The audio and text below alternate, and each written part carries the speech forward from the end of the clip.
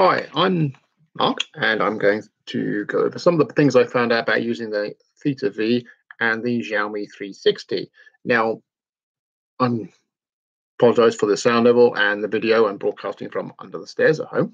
But in essence, I've had the Theta V for a couple of months and the Xiaomi since November. This is the second one. The first one actually had a hardware fault with one of the lenses, but it's like things go wrong. So firstly, they're both 4K cameras. They both do 4K video. They'll both take good pictures. So what's the difference? The difference I found is that indoors, the Theta V has a better high dynamic range. So it actually captures light and dark better. The Xiaomi, it's a little bit, not quite as good. It's still good. Don't get me wrong. But it's not as good as this one. This one on the video as well, it's also a little bit better for indoors video. Outside, things narrow a little bit, but outside you come up to different things. If you don't take stationary pictures, then I'd probably say this is a better camera. If you want to move, then this is no good. This has no stabilization. So I tried to use this at a recent day day trip, and I went to a museum and I was holding this like this, and just a little bit of movement like that, it looks like there was an earthquake going on. So I was kind of disappointed. The shots were okay, but just that little bit of movement where I wasn't using a tripod meant that I couldn't really use the images. This one, however, has 6-axis stabilization. So as long as you start it in the sort of pointing forward mode, so you get the horizon level, you can then move around with this one, and it's a lot better. And I mean a lot better than this. This is Pro Plus.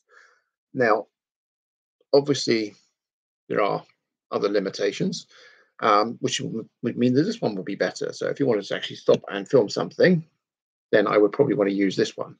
If I'm trying to capture something, I'm moving around and you've got it on a selfie stick or whatever, then this is good. Both have the functions where you can do time lapse. You can both use them via your iPhone, and you can set different things on there. You can alter the sort of EV values up and down on both of them. So that's probably the main difference. The cameras, I think, are probably, the shape's pretty good. They're both pretty thin. I think the workflow possibly on the Theta is a little bit better in that you just take an image and you can just zoom it across. Having said that, the Xiaomi's had some firmware updates, which means that it's now capable of doing the same thing. So that has narrowed the margin down. If you're transferring video from here to your phone and you're using it wirelessly, it will get very hot. That's kind of a bit worrying because you're wondering if it's actually cooking the circuits inside, but it seems to work. The difference with when you're taking video is that this one has a built-in memory chip, so you can't upgrade anything. You can't go and stick another SD card into it, which is kind of a pain. I did find that was limiting and was getting annoying because it tells you roughly how much time you've got left to record on. Not so keen on that. With the Xiaomi, you've got the little there. You open that up and it takes an SD card, which means that you can swap cards. That's a good thing. The slightly bad thing is it's got built-in battery, so you can't change the battery. But that being said, if you get yourself one of those little portable battery packs, you can charge it up as you're going along. So that's probably a good thing.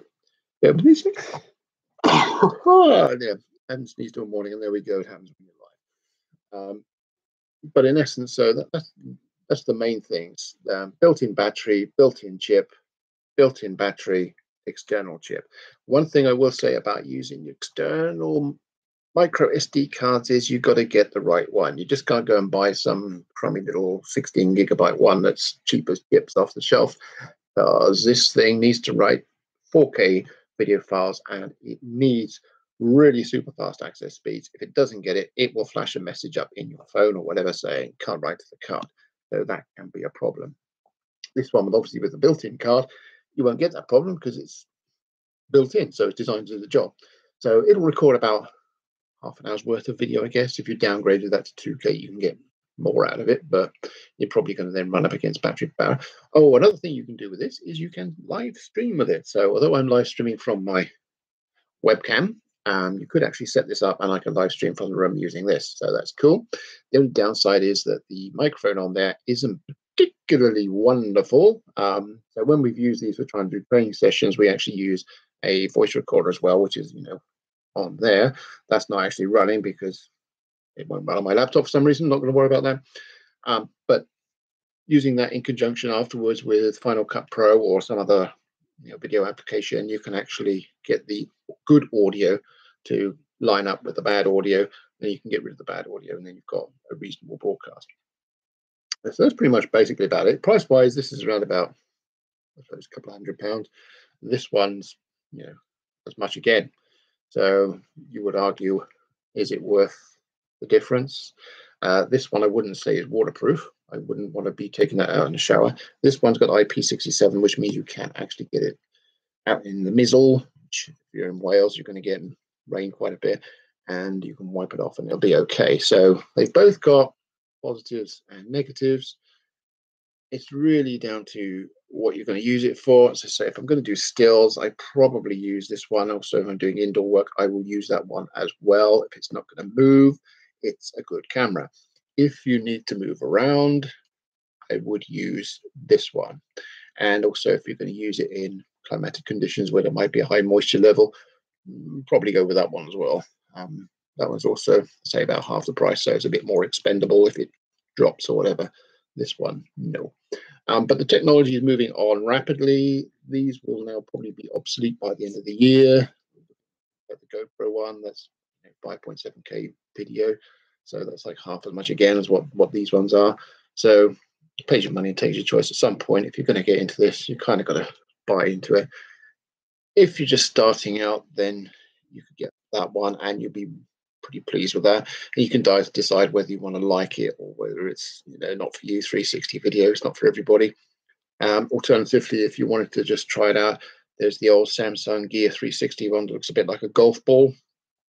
You can get that for less than £100 now. So that will get you into it, and that takes a reasonable image. But again, that's not got any stabilization like the Theta V, so you'll have kind of problems. But other than that, that's it for me. So I shall say happy Easter, everybody, and hope you're having a great time, and see you later.